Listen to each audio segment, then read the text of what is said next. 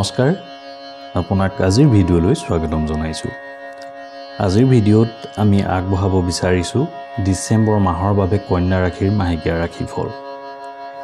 ডিচেম্বৰ মাহৰ ৰাশিফল অনুসৰি ষষ্ঠ স্থানত থকা শনিয়ে আপোনাক ভাল ফল দিব। এই মাহত ষষ্ঠ স্থানত শনিৰ উপস্থিতি আপোনাক উচ্চ পৰ্যায়ৰ সফলতা আৰু কেৰিয়াৰত নতুন সুযোগ প্ৰদানৰ ক্ষেত্ৰত অনুকূল হ'ব। যদি আপুনি ব্যৱসায় কৰে তেন্তে আপুনি আপোনাৰ ব্যৱসায়ক উচ্চ পৰ্যায়ৰ সেৱা আগবঢ়াব পাৰিব আৰু ইয়াক ইতিবাচক দিশলৈ ঘূৰাই আনিব পাৰিব। আপোনাৰ দ্বাৰা বিকশিত কৰা উদ্ভাৱনীমূলক ব্যৱসায়িক কৌশলৰ বাবে আপুনি নতুন অৰ্ডাৰ লাভ কৰিব। যদি আপুনি অন্য ব্যৱসায় কৰি আছে তেন্তে আপোনাৰ দ্বাৰা প্ৰস্তুত কৰা ব্যৱসায়িক প্ৰযুক্তিৰ সহায়ত আপুনি ভাল লাভ উপাৰ্জন কৰিব পাৰিব। ইয়াৰ উপৰিও ডিচেম্বৰ মাহত অংশীদাৰী ব্যৱসায়ৰো আপোনাৰ বাবে অনুকূল হ'ব। আৰ্থিক ক্ষেত্ৰত ডিচেম্বৰ মাহত আপোনাৰ জীৱনত ধন সুচাৰুৰূপে প্ৰবাহিত হ'ব, কাৰণ বৃহস্পতি নৱম স্থানত উপস্থিত থাকিব। ইয়াৰ দ্বাৰা আপোনাৰ উপাৰ্জন বৃদ্ধিৰ লগতে সঞ্চয় কৰাৰ এক ভাল সুযোগ পাব।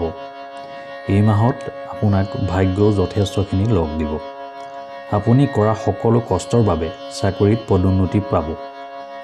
যদি আপুনি ব্যৱসায় কৰি আছে তেন্তে কথাবোৰ আপোনাৰ পক্ষত দেখা যাব আৰু আপুনি সহজেই ভাল লাভ কৰিব পাৰিব।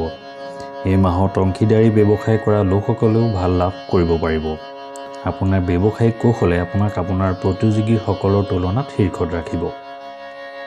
আপোনাৰ প্ৰেম আৰু বিবাহিত জীৱন এই মাহত সন্তুষ্টিদায়ক হ'ব। যদি আপুনি কাৰোবাক ভাল পায় তেন্তে আপোনাৰ প্ৰিয়জনৰ লগত মাহটো ভালদৰে পাৰ হ'ব। যদি আপুনি কাৰোবাক বিয়া কৰাব বিচাৰে তেন্তে এই মাহটো আপোনাৰ বাবে বিবাহৰ বাবে অধিক উপযুক্ত হ'ব। এই সকলোবোৰ সম্ভৱ হ'ব নৱম স্থানত বৃহস্পতিৰ উপস্থিতিৰ বাবে। বিবাহিতসকলৰ বাবেও মাহটো যথেষ্ট পৰিমাণৰ সুখৰ হ'ব।